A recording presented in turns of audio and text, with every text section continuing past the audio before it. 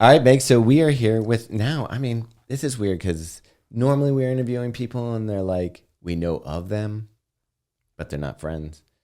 And Alison here is in the studio. Alison Staples. Hello. You may recall her from Train to NYC #1. Yeah. Or Riot Squad running in Baltimore. Or, I mean, you've got a bunch now. Yeah. Okay. You're coaching for 3 different. Who are you coaching for right now? I'm coaching for Run to the Finish. Amanda Brooks is the CEO. That's all virtual. Then I coach for, there's a treadmill studio in Howard County and running that I coach for as well. And Runkeeper, right? And Runkeeper, yes. Sorry, it's been a while since I've done a recording, but I also coach them too. I mean, so, we've talked about it before. Yeah. But like, how did you get into running and find running, and what was the start? So I have to credit it back to my job. I'm a physical therapist assistant, and I work in spinal cord injury. And a few of my coworkers, all of my coworkers ran, and I did not. And I thought they were all crazy. And a few of my coworkers, they still are. They went to Boston, and they saw how big of a presence the adaptive sports field was, and they thought that Baltimore needed something like that. So they had the great idea of starting a charity team for the for Kennedy Krieger Institute, which is where I work. So we put together a charity team, and one of my girlfriends was like, "This would be a great opportunity for you to run," and I said, "No, the hell it is not." I will stick to my elliptical, but she convinced me to do the half marathon in Baltimore, and that was my first race. And that was great. That's a tough one to start with. Yeah, that's a rough first. It is tough to start at any point with that race. So yeah, but the half is like they take the whole marathon, and we've talked about it before. They probably get sick of us saying this, but they take the whole marathon. The half is like the hardest part of that marathon. It's a long run up to Lake Montebello, and then back down up. And you do get the downhill though now. Yeah. Okay, so they convince you to sign up for this half marathon. How do you go through training? Do you just run with them? No, the girlfriend that that convinced me to run, she was a runner. She did like 3 marathons, and I thought she was crazy, but I really admired her work ethic. And she would get up at like 4:00 in the morning while I'm still sleeping. She would run, and she would just say how much better she felt. But then she like quit a few weeks after convincing me to do it. So I was on my own for training, which I think I did like 1 8-mile training run, which was a hefty run walk. And I just kind of figured it out at the start line. That's so crazy when somebody gets you into it and abandons you. You did 1 8-mile run before the half, and that was it? That was it. I mean, 8 miles is pretty good. If you think about a marathon, you do 20 and then you run 26. But so did you hate the half? Or her? I love the half. I loved her. Still love her. No, I loved it because I thought I couldn't do it. Okay. And I ended up doing it. And it was great because my coworkers were there. It was our first year doing it. And the coworkers were there. We had our patients that were able to participate. They were there. So it was less about me and more about the community aspect of it. So I had a really good time. Minus the whole IT band thing that happened at like mile 7 when my leg was like, we're not doing this anymore. But being someone who works with, physical therapy, you just fix it on the run, right? Yeah, just grab a bottle and just a rock, whatever it is. And so is this your first experience with running? Like, did you do track and field at all when you were younger? Oh, no. Okay. I waited until I was a young age of 30 before I started running. Okay. I was 20s, but none of us were track backgrounds or anything, and somehow now we're all in this field. Yeah, no, I was a band geek. I didn't have time to run. A band geek? A band geek. I played the clarinet. Clarinet? Yep. I did not know woodwind that. instrument, and I was the drum major of our high school marching band, so I did not have time to do anything else. Was this in Maryland? Mm-hmm. It was Milford Mill Academy, Baltimore County. I did not know this. Yeah. This is incredible. So no sports growing up? No sports at all. I tried to sign up for the volleyball team. I sat a lot on the bench, and my band director actually came into one of the practices and said, "You are wasting everyone's time." Oh. Motivating and demotivating at the same time. Come be in the band. Exactly. Is a band like a sport though? Like if you're doing marching band, that's a little different. Yeah, we had practice. We practiced right alongside the football team. Before class, after class, we would take trips together. We had to practice in riding boots, and I would certainly get winded. We had to run like a little bit, not a lot, but yeah. Okay, so after the half, you're not like, I'm done with this sport. You actually enjoyed it, or at least kind of. Yeah, it was fun crossing the finish line because I didn't think I could do it, and then I did it. And for as much pain as I was in, the feeling of that sense of accomplishment, I've never felt that. And I was like, this is an incredible feeling that supersedes all this pain I have. I think I want to try it again. So I think maybe like 3 days later, I took myself to the track and just hobbled around for a quarter of a mile, like, maybe I should sit down. Oh, wow. And so when did you decide to make that leap to do a full marathon? It was after I think I had done my third half. I said I would never do one. And then the same girlfriend convinced me to do one. The one who quit on you? The one who quit on me. So she's back. She's back. She came back. We have been friends for a very long time, almost 20 years now. So she convinces me to do all the hard stuff that I don't want to do. And I'm grateful for that because I think we all need someone that pushes us. Yeah. Okay, so what marathon was it? Baltimore, of course. Okay. The hardest marathon you could ever do as your first. Yeah. I did that too. I think it was my second. Yeah. And I was like, wow, this is different than the other one I did. Yeah. So training for your first full, what did that look like? It looked like I will run when I feel like it. Again, just piecemealing stuff together. Like, training plan. I think I used Hal Higdon. Training plan calls for 10. I think I'm going to do 2. 2 sounds good. So it didn't scare you, like that distance you weren't. I think some people get scared into doing their training because they're so nervous about the race day. No, because in my mind, it's just another half. I didn't fully understand the concept of a full. That is a totally different race. And I had some friends that I trained with, and we would do our long runs together. So I figured like, I'll do a long run, 12 miles on the weekend. It'd take us like 4 hours or whatever. But why do I need to run during the week if I ran 12 miles on the weekend? Logic. Yeah. I get it. It's really funny you saying that it's only another half that was my mentality when I signed up for my first marathon. I did it because it was $10 more. And in my mind, because we were like, she hadn't run a marathon or a half marathon at that point. I had done 10 miles. The 10 mile, and I was like, damn, that was pretty good. You should sign up for a half. There's one coming up in about 3-4 weeks. Yeah. And then I saw it was like $10 more and you get to run twice as far. This is the deal of the century. It's like Costco, just a moving Costco. Yeah. So, but wait, now you coach people. I do. And you work with people to hit their goals. I do. You've got to change your philosophy on how. I certainly have. How to train. Because I do you bombed, find people that are doing? Yeah, because I bombed the first marathon so bad. Like, again, I was only running, I think the most mileage I run training for that marathon was 60 miles for the month.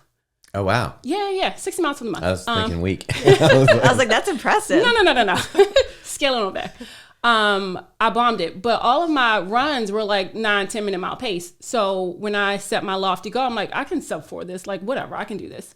And then I did not. It was closer to like the 7-hour range. Oh, and I said, there's got to be, a really long day. I said, there's got to be something that I'm not doing right. Something training science wise that I'm not doing. So let me just go get certified as a coach so I can learn how to make my own running better. Okay. That's how that happened. Do you find that you work with some people now that come in with the mentality that you had with like, I can kind of finagle my way in? Yeah, I had a runner, bless her heart, she's so sweet. She, I think when we all start running, we have this number in our head of what pace a runner is. And she said, I want to do a marathon and I want to do like a 9-minute mile pace per mile. I'm like, okay, well, your 4-mile race time was like a 12:30. Which is great, but that's a lot of work and it's not going to happen in one training cycle. Yeah.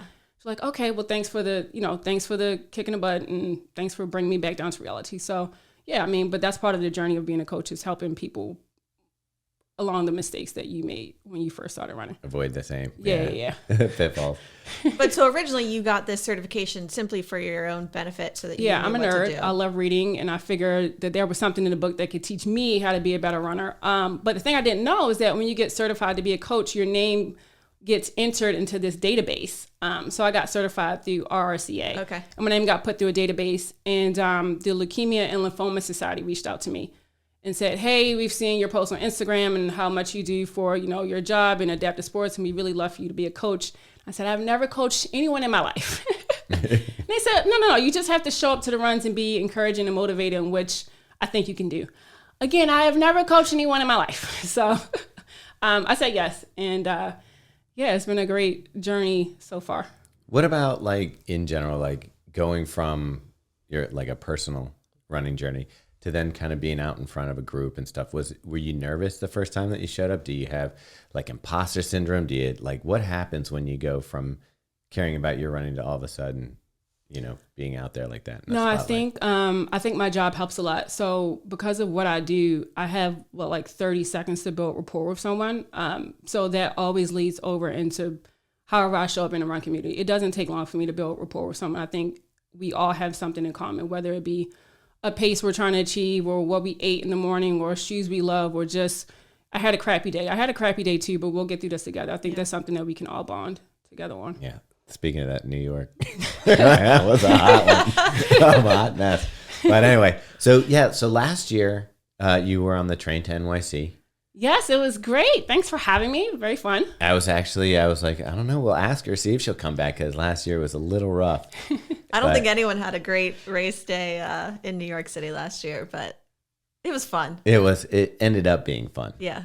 Fun. Type 2. Okay, type 2 fun. Type 2 fun.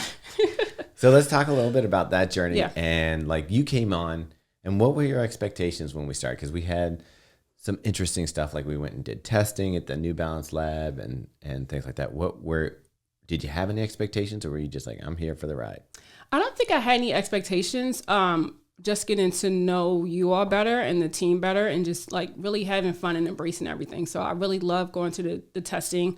I didn't expect anything, but it was certainly cool to learn like what shoes work best for my body, and what shoes were coming out. And I think the only expectation I had of myself was to like really nail my training this time. And I think I accomplished that. Of course, it, went to shit on race day, but. And so did you do all your own training? You write your own programming, or are you working with someone? I've used Hanson's for the past 4 training cycles, and it's worked out well. Yeah. So you're just downloading a plan and then essentially adjusting it to your schedule. Yep, pretty much. That's what I did for a long time too. I find it's interesting as a coach to do your own training. Yeah. Like, do you enjoy that as much as you do writing for other people? I enjoy writing for other people more because I'm not so tunnel vision in on myself. And I think sometimes, like, so much, you don't exactly know how to tailor it for yourself versus having someone have an objective opinion like, well, this is what you should be doing. Yeah. But it's so much more else I could be doing. Yeah. Yeah, no, I'm the same way. But you had so I'm thinking about our train to NYC last year. You had a great 10-miler on route to You also seem to have a party everywhere you went. Like, you have friends all over the place. So like, when we went to the Bronx, you ended up partying with like 3 different clubs. Like, what were the clubs that you're hanging out with?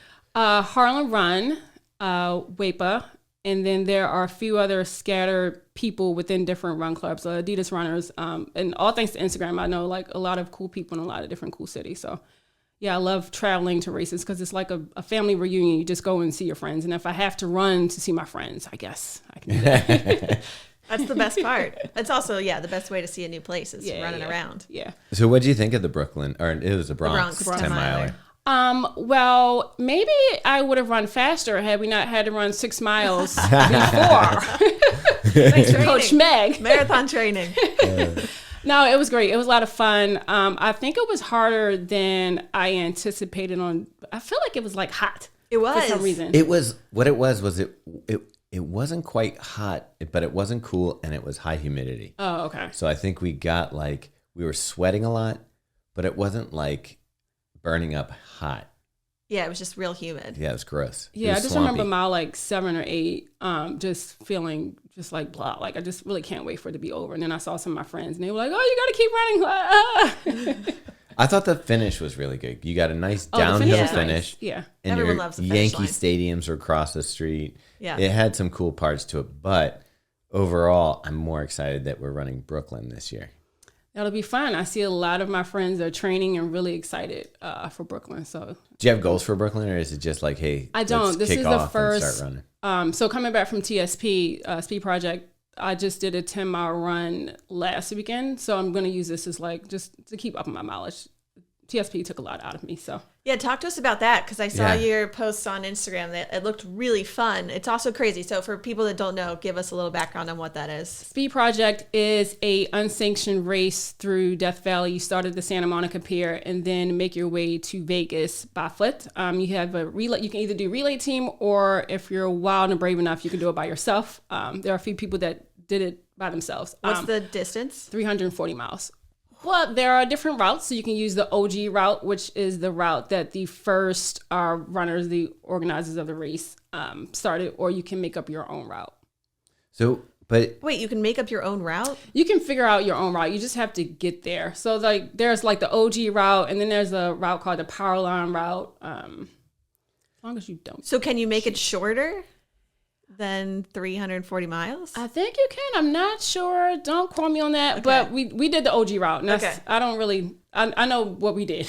Yeah. So when you say unsanctioned, it's still like there's a registration fee and everything like that. So it's not like a just show up and run kind of thing. Yeah. You still have to register. You still have to apply. There's still like a group chat. There's still like some facets of it that's like still like a race. But you run on the highway. You run at night. You are unsupported. You have to bring your own food. You have to rent your own RV. If the cops pull you over, you're running by yourself, which, I mean, at this point, it's been going on for 10 years. So the cops pretty much know like what's happening. But we definitely got pulled over one night just from being out running. Hey, you guys are running in the dark. Yeah, we're doing a race. Like, you know what this is. Yeah. So they just probably stop you and then let you just keep running? Yeah. They're like, well, you should take this other route. Like, they were really helpful this time. Okay. Yeah. I mean, it sounds kind of like a low budget Ragnar. Yeah. High budget. Well, yeah. I'm saying the support from them is low budget. The expense the money for you from is everyone high else is high budget. So how long does this take? It starts on Friday at 4 a.m. and it goes until you make it to Vegas. So it took my team 54 hours. I think we got to Vegas at like 11 on Sunday, somewhere around 11 on Sunday. Do you sleep? In increments at a time. So we split our team up. We had 8 runners, 1 alternate runner, and we split our team up into 2. So there was a team that was running while the other team was supposed to like sleep and change and recover and whatever. And I think it was like a 4-hour gap in between both teams. Every runner was supposed to run about an hour. Yeah.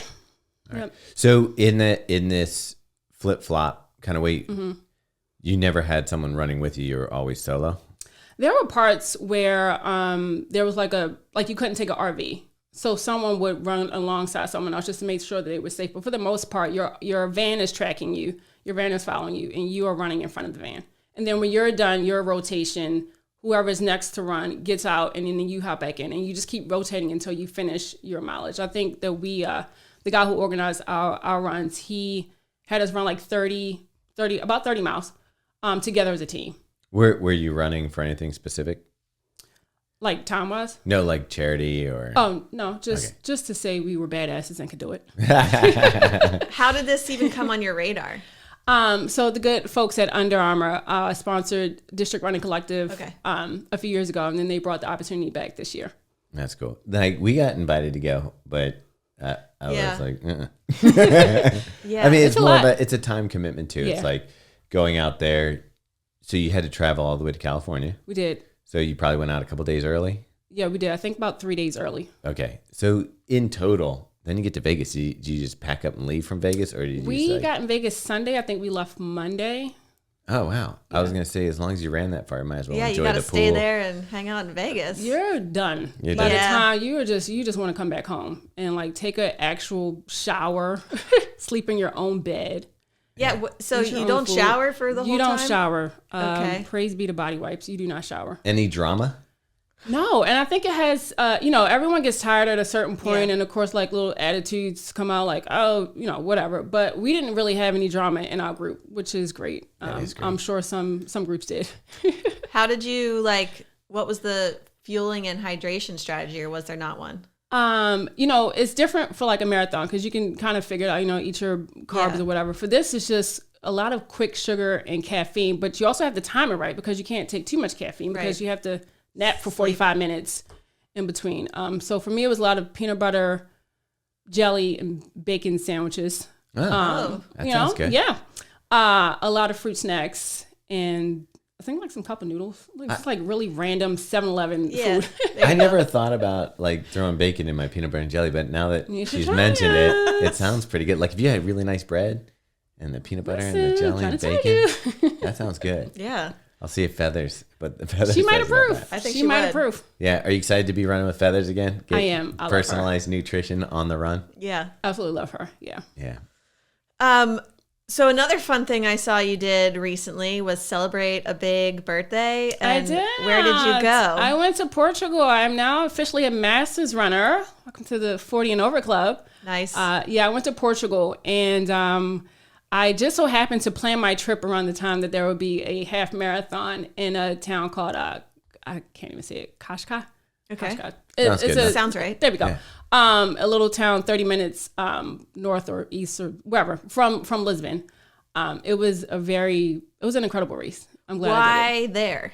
I had a lot of friends that went to Lisbon, Okay. and it seemed safe enough. I went by myself, and I think it's like the cheapest of the European countries I Really? went to. It looked beautiful. It was really pretty. The views were just absolutely amazing. 8 miles of it were just by the water. I didn't run with headphones, so I heard all the crashes of the waves, along with strangers breathing heavily next to me. What was it like an international race? Did it feel similar to races here? It was a little different. So, unbeknownst to me, I booked my hotel right across the street from where the expo was, but it wasn't a huge expo in terms of like what we do in the States. It was literally just get your bib and going about your business. But it was really cute. They had a kids fun run the day before. And what I think I was most surprised about, I didn't see any porta potties on the course at all. And they handed out like bottles of water, like 12-ounce bottles of water. Like cap on? Cap on. Right. Some of the volunteers were trying to unscrew the cap, but then it just got to be like, I'll just do it. Just give me the bottle. But So yeah, this is why you're running there, handing him out. Handing you a bottle of water. I mean, London had that too for the marathon. They were like full on. Oh, yeah. But they were like squeeze bottles, so you could at least This was They were little tiny ones, like little like. and people were drinking the whole bottle. And I was very confused because there were no porta potties. So I'm like, where are you eliminating your waste? Well, when we were in Boston, few options. I saw some alternative ways to use the restroom. I may have done one myself, but there's a video of a guy who took a dump in someone's lawn. Oh, yeah. So maybe that happens in Lisbon. Who knows? Yeah, so that's awesome. And It was fun. You're bringing it back. Is there any other races you've done between then and now? I don't think so. I'm doing Frederick Frederick half. Yeah, Saturday, Sunday. Oh wow, you're almost doing back to back then. Yeah. So because isn't Brooklyn like in a few weeks? Oh, we have a few weeks. Yeah. Oh, I think. I was kind of throwing because I haven't really been consistent since Boston. I was like, but we'll see. Maybe there's enough time to get a little wind in me.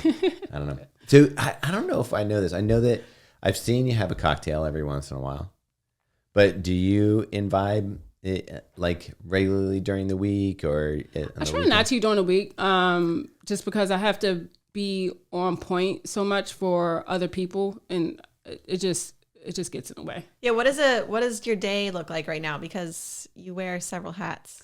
My day, so I wake up around 6:30, which is, it's not super early. And then if I'm coaching, I have to be at the studio at somewhere between like 7 and 8. And then from there, and that's for the treadmill. running. That's for the treadmill studio. Would you just do like one class or? I do one class. Okay. It's part treadmill, part floor, and it's an hour. And then from there, I go right to my full-time job, and it's about a block away. So I could not have placed that together any perfectly at all. I thought for some reason when you say Kennedy Krieger, I thought you had to come back to Baltimore. They have two locations. We're about to open up a third location, but there's one in Maple Lawn, like Howard County, which is like right near the AM running studio. Oh, cool. And I go to my full-time job and do the whole patient care thing. And then when I get off, it's normally like athlete calls or making up training plans. And then somewhere in between, then I'll find time to do my own run. Wow. So when you're doing the treadmill, you're not on the treadmill. You're like walking and talking. Yeah, I'm coaching people. Head. I got my little headset on, and I'm like adjusting the music and screaming at people to run faster or slower. I was gonna say, can you ever get on the treadmill and do it so you can kind of like get your workout in and teach? Or I have sometimes. Okay. If I have a class with only a few people and some people are late and there's only one at the time the class is supposed to start, I'll hop on a trip for a few minutes until someone else comes in. Okay. But I find it makes people more intimidated. Like they think I can run like super fast because I'm a coach. I'm like, no, just here to help you. But that's an interesting thing, because I do like, you come in and there's all different ways that you can find a love for running. Mm-hmm. A lot of us put a lot of attention on pace and on, achieving certain things. And how do you find that you get pleasure out of running and spread pleasure to other people who are in these classes that maybe they're not running 6-minute miles, 5-minute miles, and that kind of stuff? Like, what do you think that you can provide them to kind of like motivate them? It's more about doing the hard thing that you thought that you couldn't do before you walked in the door, or before you set that training plan up, or before you decided on a race. It's always about proving to yourself that you are far more capable of things that you didn't even know were capable. I think I always take that aspect, especially with the population that I work with in spinal cord injury. All of my patients are paralyzed in some capacity. So for them, it's not about, I think the ultimate goal for a lot would be to walk, but we celebrate those small wins, or maybe like, no, you're not walking right now, but let's work on you sitting up and without me holding your head. Or let's work on you grasping a penny or something like that. So we celebrate these small wins as big wins. And then I take that over to every other aspect of life that I serve. Yeah, that's interesting, because when you talk about that, I think about like when we've done Trans Rockies, you've done Trans Rockies. That's kind of a scary thing to take on when you, like, I remember the first time, because I was out going skiing in the mountains. I'm like, these things are huge. And then I was like, I signed up to run over these. That might have been a mistake. And you've done it. Were you ever like almost, I don't know, not paralyzed, but like, crap, I'm taking on something that, might be a little scary? No, I look at it like, well, scary is good. It means you care. It means you have passion. It means like you're really invested into it, because if you didn't care, you wouldn't be scared at all. I look at it like, we only get one life and we only get one body. And if we're blessed enough with health to be able to do things like Trans Rockies and the Speed Project and run a marathon, then we should by all means do it. Yeah, especially, I'll tell you, as I get older, I saw somebody on a scooter the other day, and I was like, first time ever, I was like, that looks dangerous. And I was like, crap. Such a dad problem. I'm getting to that age. There are certain things I don't do. I will probably never do a triathlon, because the idea of riding a bike through the city scares me. So that I probably won't. What about do. the swimming? Swimming is terrifying. That also as well. I spectated Ironman Maryland a few years ago, and so many people got stung by jellyfish. And I'm like, yeah, maybe not for me. I don't know if we got jellyfish when we did the Eagle Man. Okay. But that one was a freshwater. Yeah. But the swim, if it didn't have a swim, I'm fine with the whole event. The swim is terrifying. And I thought it would be easier the second time, and it was just as terrifying the second time. I will tell you, though, you don't need to ride around the city. You can do a trainer indoors, which is all I did. Yeah. Not suggesting that that's the way to go. But the event you had to ride. Yeah. But yeah. I feel like with your job and like that feels like it would be emotionally taxing. It can be. How do you like balance that with like also your running and your own personal goals and all that? There are certainly days where I feel like I'm emotionally burnt out. But I know that, and I have this conversation a lot with my friends about being in your purpose and knowing you're in your purpose, but also kind of being burnt out for your purpose. So it's about finding those little pockets of time where you can give yourself some self-care. So if that means I'm sitting in my car at lunch, or if that means I'm having a conversation with a coworker about something that got on my nerves, or if it means that I have to call someone about like, hey, I don't think I'm doing like one of my athletes justice, then finding those little pockets of time and people that you rely on to pour back into you all the emotional output that you give. So your support system is needed. Yeah. Speaking of that, when you're saying that you kind of feel like burnt out sometimes, do you get the same thing with running? Do you feel like burnt out on running ever, or are you pretty much? No, I look at running as like, it's a normal part of my life now. So it's like I'll complain my way through it, but I'll do it. 'Cause like, what else am I going to do? So I haven't really ever gotten burnt out with running. I've never taken a long period of time off because I haven't felt like it. Mm-hmm. I'll just maybe shorten up my mileage and not do a 12-mile run. Maybe I'll do like 45 minutes.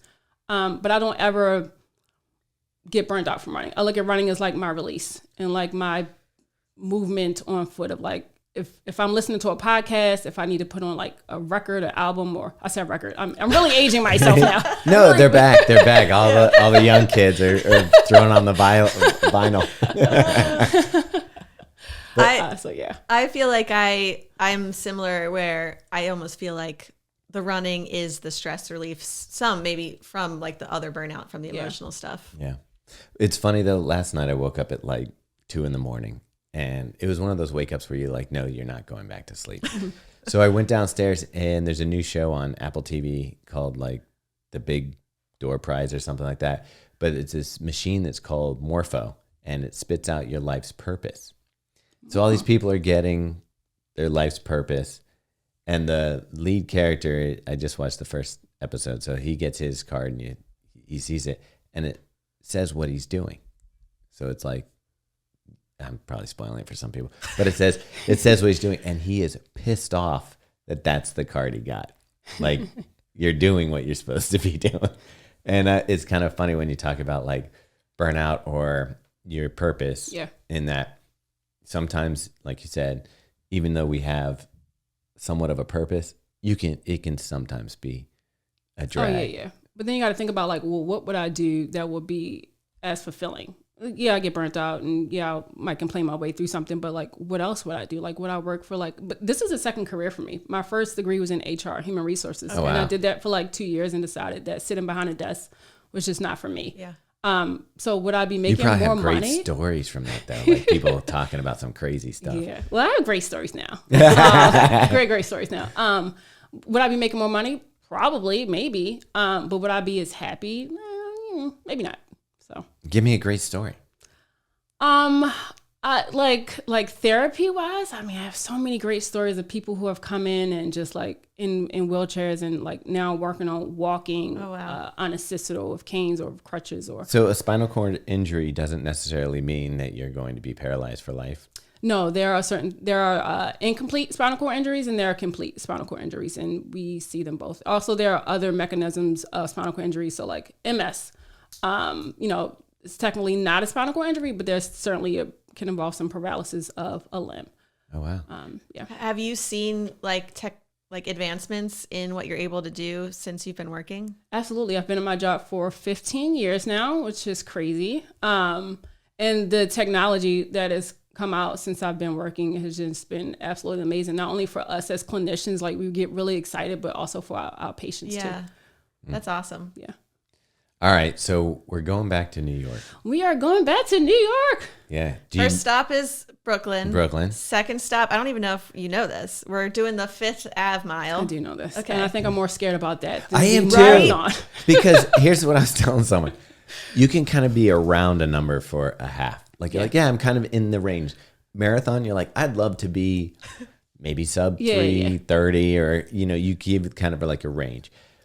The mile is pretty precise. It's like you either hit the number that is in your head or you don't, and it's going to hurt. It's going to hurt. And the 3 times I've raced them out, it has wiped me out for like days after. I've never raced it. I think I've been avoiding it my entire life. Oh. So this should be fun. Yeah, Megan hates the shorter distance. I haven't even done a 5K in like 5 years. Terrifying. We got to get you. I know. Got to get you. But 5K. Here's the thing. Her marathon pace, I would love for my 5K pace. Anyway, so we're going up there. Some cool things that we get is you loved the SC trainer, did you not? I do love it. I still love it. I still run in it. Yeah. I was gonna say, what's your go-tos right now? Like, what's your favorite daily trainers? Probably the NovaBlast 3, and definitely the still the SC trainer. Yeah. How crazy is it that like maybe 4 years ago we wouldn't name one ASICS shoe, and now like anytime we talk to someone, we're like, like that's one. Like, but so we're gonna be getting the SC trainer too. Nice. And possibly, yeah. I think we might be possibly running New York in the Elite 4. Ooh, the 4. Yeah. Which I may have run in the foam of the Elite 4 already. And it's quite good. Yeah. it's a big improvement. Yeah. Very exciting. So yeah, you get pumped about that. Yeah. I was my shoes were completely trashed after New York. So I know, right? Yeah. Gross. Like mine had mold or it something. was so gross. What? It Mine was are fine. Really? I threw them away. There was no amount of washing I could do that would save them. Well, okay, here's the other thing. We didn't finish as fast as you. We had more sweat and junk on our shoes. So much confetti and just it was carnage out there last year. Just carnage. Yeah. And That's it was the all other my thing. shoes. You have the district running, Harlem Run. These are not tiny groups, and they're out there cheering pretty hard. And they see Alison, and you hear the noise. So fun. So there's a reason there's a smile on Alison's face when she's running. I mean, for the most part. But yeah, so it should be disgusting because mine have mold actually growing on the plate, and I've kept them because I'm like, how much will they grow? It's a science experiment at this point. It's a petri dish. Yeah, I mean, it's the streets of New York City. It's like 26 miles through New York City. It's going to pick up some junk. You can sell it to a scientist later. I'll tell you- 2023. I'll tell you who I think is going to have a big year this year and a comeback if we don't get 80-degree temperatures again. We can't. They can't do it twice in a row, right? Yeah. We'll see. But our boy Jarrett, Yeah. yeah, He's working hard. he's working I saw hard. that workout you gave him the other day. Yeah. I know, He's man. crushing it. So speaking of which, do you want to just run it for fun again, or are you do you have a goal for it? I think the last marathon I had such a big and great training cycle that I'm still in this 4 to 4:30 hour range, and I don't see myself getting out of the 4-hour range in this marathon, but I certainly hope to get closer. It's a to tough one, isn't it? yeah. But I want to do a marathon on the back end of this one, so Okay, so you're gonna almost use this one as a training period. I think that is what I'm going for. Can All we right, hear yes. what the What is goal it? race is? CIM. Houston. Houston. All Oh. right. Hey, I will tell you what the great thing about Houston is. Have you run it before? No, I haven't. Okay, so I did the half. Megan did the full. What I loved about the marathon is you're running, you can look up miles ahead and you're just going straight. So all you have to do is get into your mode Yeah. and get So into flat, your pace pancake flat. and just roll. And you can see there's no turn, there's no nothing. You're just on a strip. It was a fun race to watch. I think I actually saw you, Thomas, on TV running alongside someone. You're famous. I ran Kafuzi at the end. He ran with me for a little while. Okay. So Maybe it was a different race. I feel like I always see you at races running next or with the GoPro running next to someone. I always Sprinting, if you will. Yeah, well, no, it's funny because I ran Tokyo with Brandon, and then Boston with Brandon, and when we got towards the end, and we really wanted to run with this woman named Jen, who's you'll know part of Jen. Run to NYC, and she'll be at Brooklyn. She was in a different corral, so she was out ahead of us, and we caught up with her at the end, and it was just so much fun. There's a couple different. Running Boston made me want to get back into faster running, but at the time I was just kind of maybe not burnt, but I just want to finish kind of mode. Felt good to be at the end with friends. But yeah, so I love that. If you can find someone, I ran New York with Jarrett. If you can find someone that you like, I think a marathon shared is much better than a... Well, that's how someone described New York to me before I ran it the first time. The first time running it was in 2019, and someone said it's like a moving party that you don't want to end, but you also want to end because it's a marathon. And that's exactly how I felt my first time running it. Not the second time, not last year. Well, what I'm hoping is if we get cool weather, I'm 0-2 against New York. The first time I ran it, I went out way too fast and just suffered the second half. Last year, 80-degree temps just sapped me out, and Jared and I just made a pact to finish again together. But this one, I'm hoping if it's cool, I'm gonna train for it. And Four times the charm. Yeah. I don't think I'm not. It's not going to be a PR or anything, but because I don't think the course is set up for PRs. But I just want to. I want to feel like New York didn't beat me. Yeah. I ran a good race. If I could feel like that at the end of New York, I think it'll be success. Yeah. I remember the first time I ran it, I was coming off of Trans Rockies and I was really struggling like, well, how am I going to run, this marathon? And I've just did Trans Rockies and I have this leg hip thing that won't go away. And you like, New York is not a race to PR. New York is a race to go out and have fun with your friends. And I said, oh, okay. And that changed my whole mindset about New York. Isn't it crazy? Like just switching your mindset totally changes. You can have fun. Like, No. Here's what happened. I thought I was going to have fun last year. And that was Saving Private Ryan the whole way through. That was quite the race. I've never had a race experience quite that awful. I mean, just not even from like I didn't hit my like pace point, but just like seeing so many people go down from heat exhaustion and just. Did it feel like the whole thing was uphill? Like I felt through Brooklyn, I felt like we were running uphill. Like last time I remember the bridges getting me. Yeah.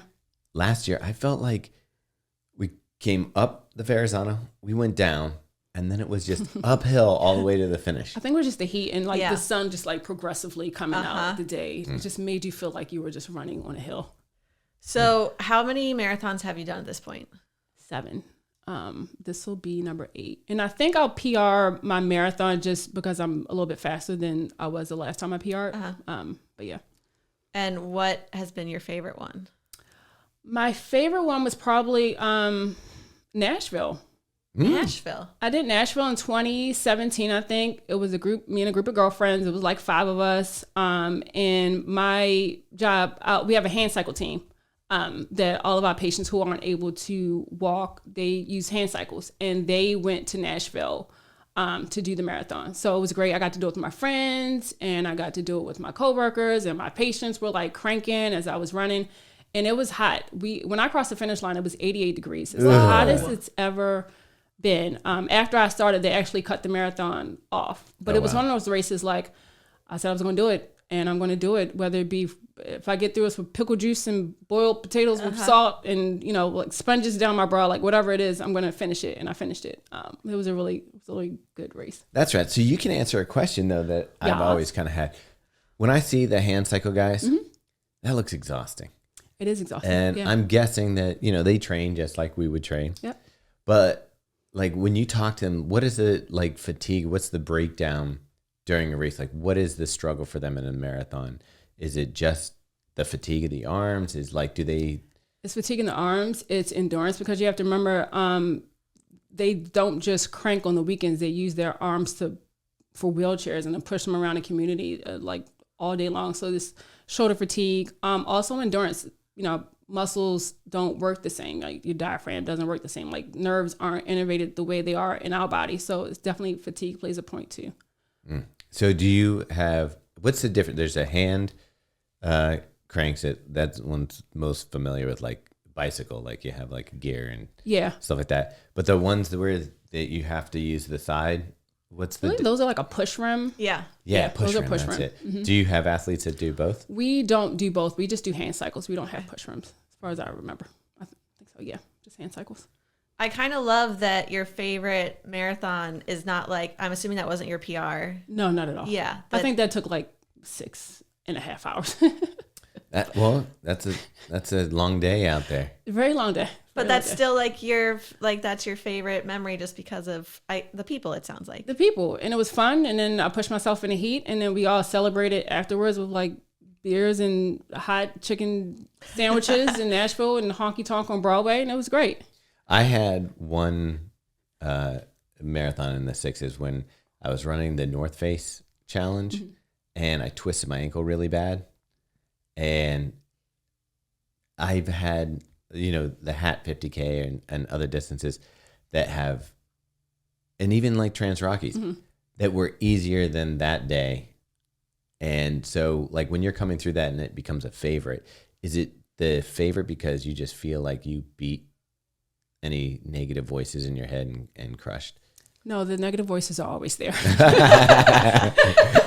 Even as I cross the finish line, the negative voices are always there. I think it's just the environment and the people that make race day really special. I can go out and run a race by myself and PR it, but is it going to be as memorable? Is it going to be as fun? I don't think so at this point for me. So it was the group. It was a group. The clutch that you were with. Yeah. I'm surprised you didn't say New York City Marathon last year then. Well, the heat totally demolished whatever fun we had together. So maybe this year will be like the redemption year. Yeah. No, last year was great too. Yeah. I mean, my favorite part of the marathon was when it was over and we all went out and had drinks afterwards.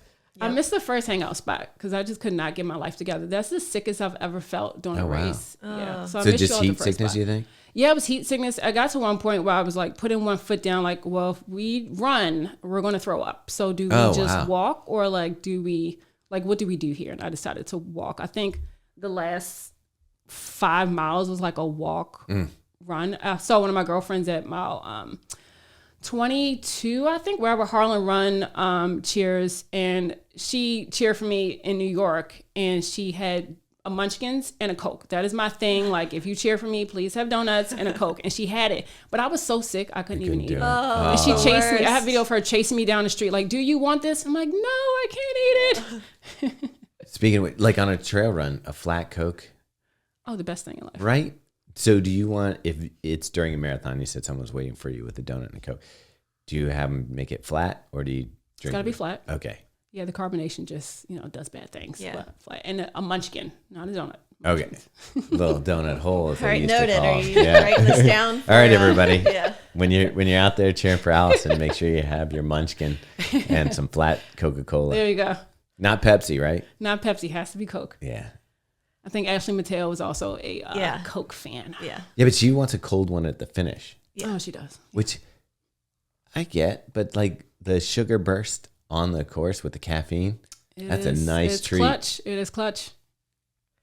How much do you love crowds? Like when you're out racing, if it's a quiet, Speed Project has nobody. Well, and also like your race in Portugal, it sounds like there probably wasn't a lot of fanfare. Is that your optimal, or do you love like the screaming cheers of a New York City? It depends. If I'm racing for time, then I don't actually do well with crowds because I love seeing my friends, and I will stop and hug all my friends. Like, you have to keep running. Oh man, I guess I have to.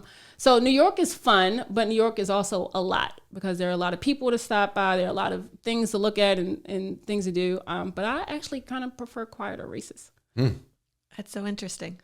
Megan loves it. Yeah, I'm all for the screaming. Yeah. Like, give me that all day long. I think definitely my opinion changes from time to time. Yeah. Yeah. Like going back and forth what I need. All right. So what's the thing you're looking forward to most about this journey that we're about to embark on? I think venturing into the unknown again. Last time was just like, we're just doing this project and we're going to see how it goes. And I think that every time you take on a new project, you can maybe attach some feelings to it from last time, but it'll be a completely different team. It'll be we're doing different races. And no two race day are alike, even though you're doing the same course. So, we're going to see how this thing goes and have fun along the way. I think that's what I'm looking most forward to. It's just we're having fun again. Yeah. We have a couple new people on the team. So Run Like Heller is going to be on the team. Who else is new besides Lo? Jess Movald. And you know Lo. I do know Lo. Yeah. It was a favorite of mine. Oh, that's good. Yeah. Dude is gigantic. So we're football player. Yeah. We're bringing in, NFL at one point. Yeah. Bringing in some heavy hitters this year. So if you mess with one of us, Lo will take you out. Absolutely. We haven't told him that yet, but yeah, he's actually part runner, part security detail. Oh, yeah. I like that. He'd be checking people. But yeah, I think it's going to be exciting. I'm looking forward to seeing how this group gels together, because we do also have a little bit of a better understanding of what we're in for. Yeah. I think New Balance as well, and the New York Roadrunners as well, has a better idea of what we're doing. So I think it's going to be a little smoother. It's going to be a fun year for sure. Well, last year it'll be hard to top. I know. We'll do it. But yay. We'll figure out a way to top it. Yeah. Well, we may have a partner in a hotel that will definitely help top it. Ooh. We'll tell you about that offline. But so that's it, unless you want to cover anything else. No, let's just do some fun end of podcast questions. All right, let's do it. Oh, here we go. Okay. Headphones or no headphones on a solo run? Headphones. And what are you listening to? If I'm not listening to the drop, I don't know. Yes, that's the only answer. No, she also likes Taylor Swift. Okay, what is your go-to post-race celebratory meal or beverage? I'm normally too nauseous after a race to eat, so it's gonna be something very plain and boring, like a piece of bread, or I don't know. I don't do well with eating after races. And no celebratory like cocktail. We're just skipping all of that. Give me an hour. A Down nap for, first. Right. I'm down for an espresso martini to get things going. Okay. All right, you and Jared. You guys. Okay, and then what is your go-to mantra when like things really start hurting in a marathon? There will come a day when I can no longer do this. Today is not that day. I love Very it. good. You know, it's even more poignant because of your job. You see people like it's got to be an inspiration. Yeah, I carry a lot of people with me when I run. That's awesome. All right, Alison, this was super fun. Thank you. Thanks for coming on the podcast today. And we're excited for our Train to NYC. Thanks for having me. Yeah, it should be a blast. Again, ×2. Yep. All right. And if you want to follow along with the journey, where's the best place to hit you up? Instagram, Alley-Oop Runs. There's a big zero, a little zero thrown in there. You spell it out for them so that they can get it. We'll put it in the show notes. notes. Put it in the show notes. Yeah. But, There you go. you know. ALIOOP _big O _ O _ runs. Nice. Yeah, good luck to All the everyone things, doing right? that. Yeah, good. Godspeed. Yeah. All right. We'll include it in the notes. And you'll be able to follow along with the Believe in the Run journey as well. And we're excited to train for NYC. Okay. Somebody asked me who was potentially going to be part of the group, how come none of these are on the West Coast? I said, well, it's the New York Road Runners. Train to NYC. It's not the plane. It's the plane to NYC. All right. Thanks again, Alison. Thank you.